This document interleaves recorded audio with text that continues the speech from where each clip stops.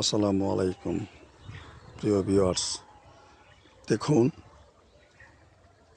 নদী হতে কিভাবে পাথর উত্তোলন করা হচ্ছে।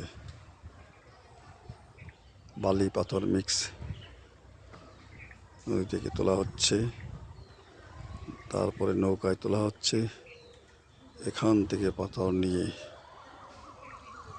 ডাঙ্গা জায়গায় ভরাট করা স্তূপ করে রাখছে।